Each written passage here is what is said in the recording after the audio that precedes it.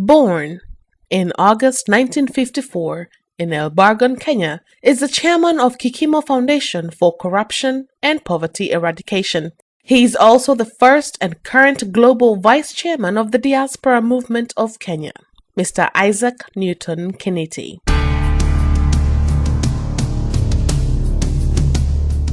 Mr. Kinity is a human rights activist, described as a relentless human rights activist who will stop at nothing while demanding justice, accountability, and transparency. Hence his involvement with many organizations that support these values. He speaks to Karisan media on his life, his achievements, and his experience in the fight against corruption and inhumane conditions in Kenya. Mr. Kinity was considered to be a major thorn in the Moi Regime, which organized for Mr. Kinity's termination, his execution, 6 times. This is an example of what you're about to hear from Mr. Kinity's point of view. Okay, and so a special investigation was actually done by the United Nations among other organizations which were published, which indicated that human rights abuses and corruption were prevalent in Kenya under the Moi regime. Why, in your opinion, was Moi not prosecuted or investigated even by the International Criminal Court? Or are the investigations still pending?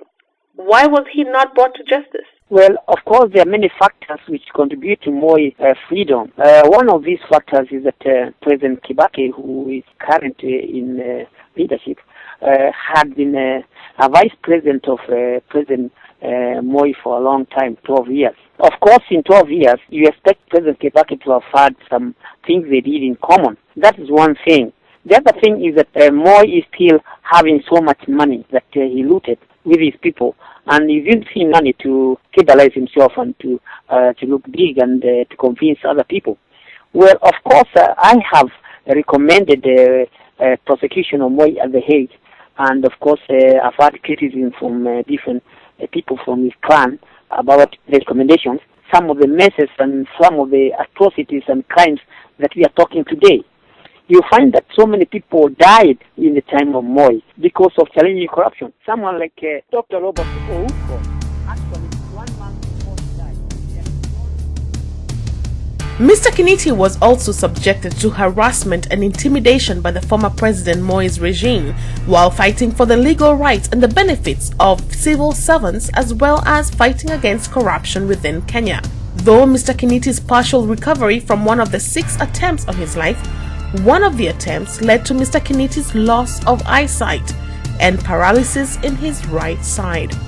Join us on Monday the 3rd of May 2010 for an exclusive interview with Mr. Isaac Newton Kinity, the fearless human rights activist. I am Susan Kariuki with Karisan Media. Tune in on Monday the 3rd of May 2010, only on www.karisanmedia.com.